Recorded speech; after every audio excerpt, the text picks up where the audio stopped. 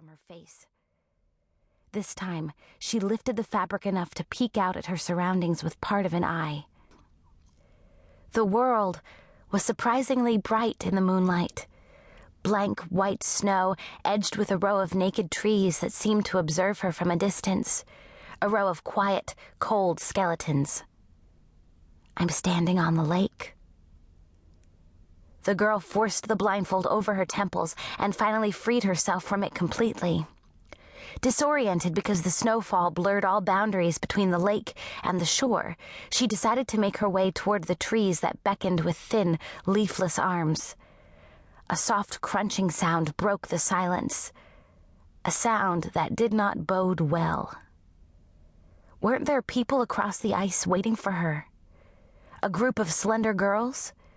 If only she could hurry across before it was too late. She took another step, and the sickening crunch of ice beneath her feet grew louder.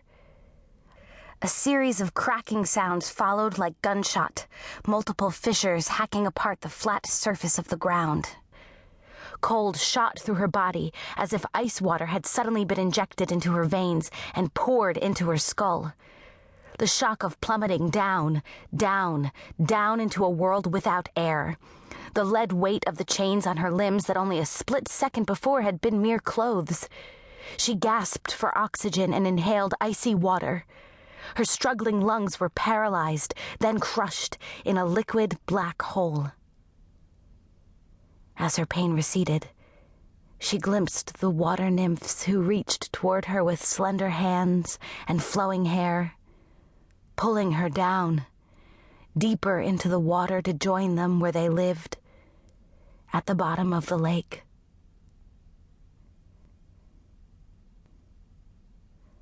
Two. Our Lady of Sorrows. Dear Dad, sometimes I don't understand Mom at all.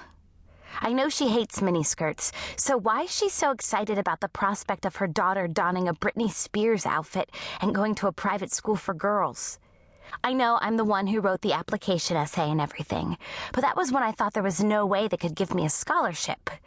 The last thing I want is to hang around a bunch of debutantes who will probably give me the stink eye because I live on the wrong side of town. There is no way I'm going to Our Lady of Sorrows. Gilda, you should at least give this school a chance. Gilda slumped in the front seat of her mother's Oldsmobile and fanned herself with the glossy brochure from Our Lady of Sorrows School for Girls. The air conditioner in the car was broken, and in the August humidity, the pantyhose her mother had forced her to wear with her skirt and blouse made her feel as if she were sitting in a tropical swamp. Everything about the outfit she was wearing, the high-heeled, secretarial pumps purchased at Payless Shoes, the polyester blend of her navy blue skirt, not to mention her fear that there might be sweat stains on the armpits of her blouse following the ride in a sweltering car, felt just plain wrong. At the moment, Gilda felt intense irritation with her mother.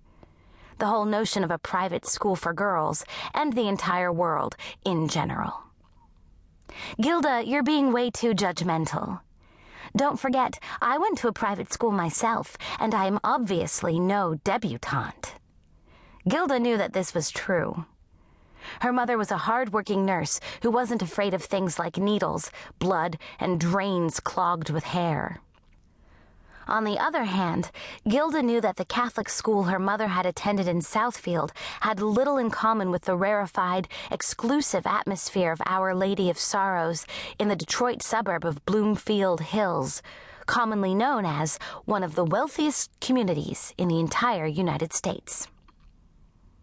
They passed a sign announcing the Bloomfield Hills city limits, and the neighborhood of well-groomed lawns through which Mrs. Joyce had just driven suddenly became a landscape of progressively larger, more elaborate houses. Who lives in these places? Gilda's mother wondered, slowing down and gaping at an enormous white house with pillars. The house seemed to peer down at Mrs. Joyce's aged, unwashed car with disapproval. The girls who go to Our Lady of Sorrows live in these places.